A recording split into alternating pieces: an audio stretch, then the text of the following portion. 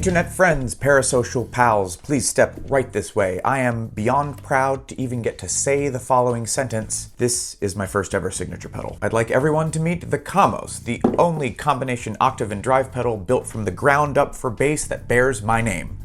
See if you can find it. I've been working with the amazing folks at Darkglass for a little bit over a year, and the finished product is finally sitting in my hot little hand. So as I said, the KAAMOS is a combination octave and drive. It's one pedal with two distinct sections. If you're not familiar, an octave pedal takes the incoming signal and then replicates it one octave down. It can make you sound like anything from an 8-string bass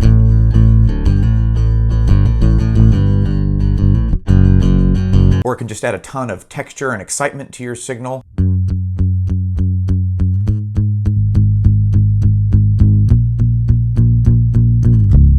Or another favorite trick is to turn the clean signal all the way down, play up an octave from where you normally would, and get a really full, almost bass synth-like sound.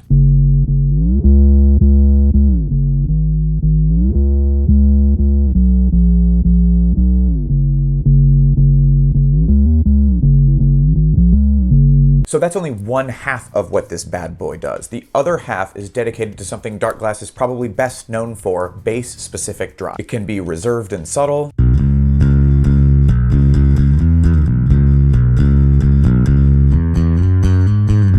It can be not so reserved and subtle.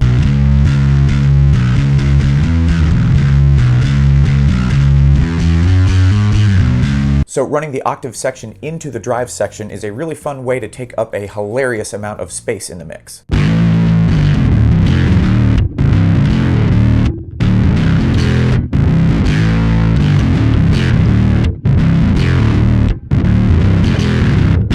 The KAAMOS has a lot of tricks up its sleeve, so let's pop the hood and mix metaphors some more. Here we go. So the KAAMOS breaks down into two distinct sections. Actually three, but we'll get to that in a minute. These knobs control the octave stuff, these knobs control the drive stuff. Each section can be used independently, which is why they each come complete with their own foot switch. Ask me if they're soft touch. Ask me if these are soft touch relays.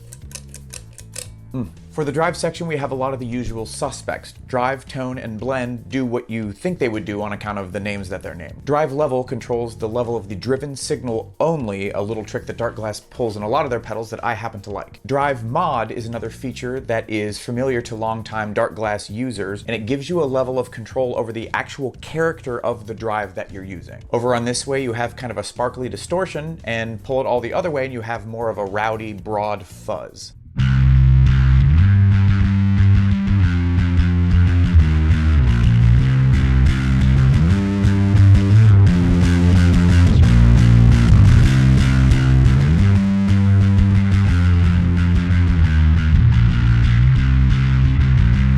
Like all Darkglass drives, it's built from the ground up with bass in mind and keeps a lot of low-end information in the driven signal. Now, the other side of the KAAMOS is devoted to the octave divider. You have individual controls for the clean signal here and the lower octave here. Here we have all of the tonal controls for the actual shape and character of the waveform that the pedal creates. So this octave filter knob is actually a switch, and it lets you cycle between three distinct modes of sub-oscillator. There's the sub-lime, which is a monophonic mute type and sounds like this.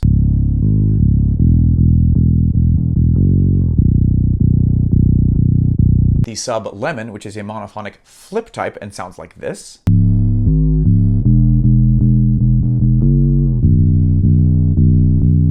And the sub-C-tree, which is polyphonic, and it sounds like this.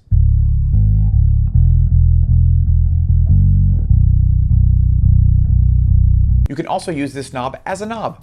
I know. This sets the cutoff point of a low-pass filter. Broadly speaking, the further clockwise you turn it, the more like character and definition and difference you'll hear between the three signals.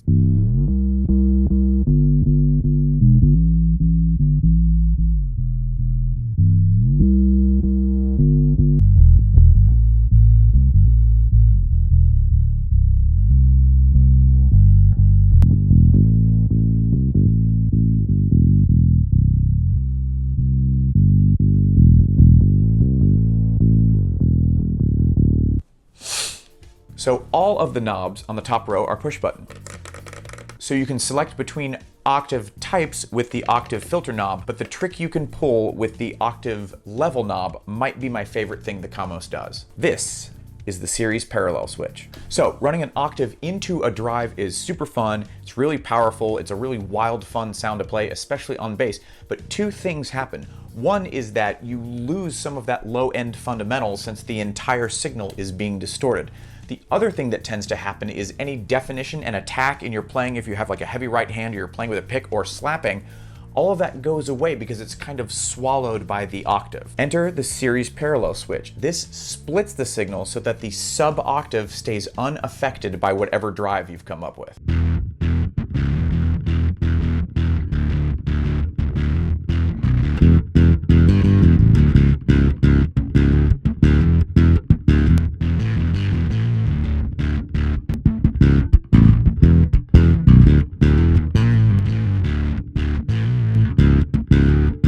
You can recover all of the attack of your playing in the driven signal, and your sub fills out all the low frequencies. Cycle your sub character here, split the signal, or don't here. You know, I had a goal to keep this under 10 minutes. The things I say. Okay, at this point we should pause real quick and do all the connectors. Signal comes in, signal goes out. This baby is also a DI, so you get an XLR and ground switch at no extra cost. I'm kidding, of course they cost extra. This here is your sub out. So when you're in parallel mode, you can send just your sub signal out of this output. You can amplify it to your heart's delight and to your sound engineer's dismay. And here's the thing, with this trick, the octave level doesn't control the level at the sub out. So to really use it, you need to put yourself in parallel and then turn your octave level all the way down. So at the output or at the XLR out, you will have your driven and clean signals together, and then your sub will be a totally separate thing. Do you actually want to do this? Yes, you do. You can also, with the, which one is this? Oh my God, this thing has so many buttons. With the tone knob, that is a push button switch that lets you decide whether the signal coming out of the, where is it? I do not know this thing. Out of the DI is the affected signal or just the clean signal. So put it in parallel, use the sub out, turn your sub volume all the way down, and click this until it says DI, which brings just your clean signal. Now, you have drive coming out of the output, you have a clean signal coming out of the XLR, and you have just your sub coming out of the sub out. Somebody please do this so we can justify all the time we spent going over this. All right, I promise, we're almost done. No, we are not. Let's talk about the effects loop. That's right, new for the 2025 model of the KAAMOS, we have an effects loop. With a press of the blend knob, you can choose different positions in the signal chain to put your effects loop. In series mode, position 1 is between the octave and the drive, 2 is at the end of the distortion, and 3 affects just the clean tone. In parallel, setting 1 affects just the octave, 2 is just the drive, and 3 is again just your clean tone. Here's a couple of examples of how you can use this.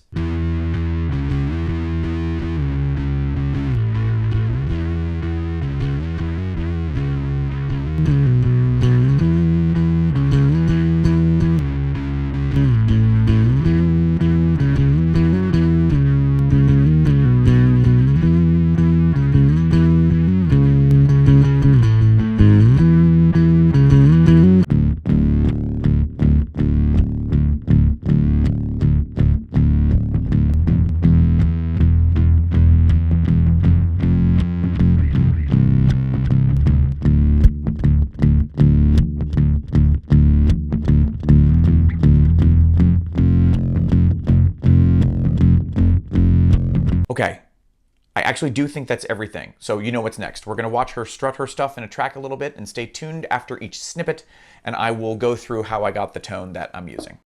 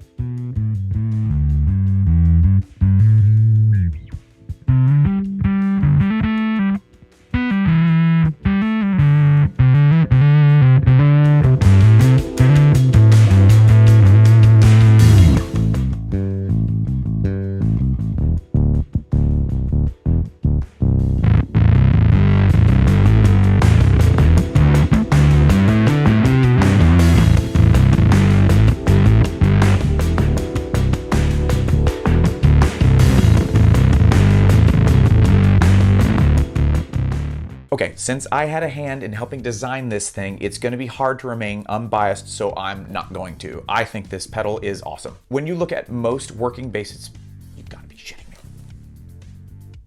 When you look at most working bassist pedal board, after your clean pre, your always on drive, probably a compressor, one of the most common things you see is an octave pedal. And that is because it helps you fill out your sound in this massive way, and it has a lot of really practical, actual money-making application. It's great for funk, soul, R&B, pop, hip hop, rock. It can really fill out the sound of like normal pick playing, which is the way I love to use it. It's also indispensable if you want to do the Ian Allison thing and play like synth bass on your electric bass. It lets you get to some of these broad, awesome driving pop tones without needing to add an entire key bass rig to your already probably overcomplicated rig. I like the approach to internal gain structure. I like that even when the octave volume is at maximum, it's still hitting just about where the dry signal does, so you're not in danger of blowing any speakers that you don't maybe want to blow. I like how this little corner right here is basically a 3-channel mixer if you're in parallel mode. You have individual controls for your clean signal, your driven signal, and your octave signal, and that just gives you...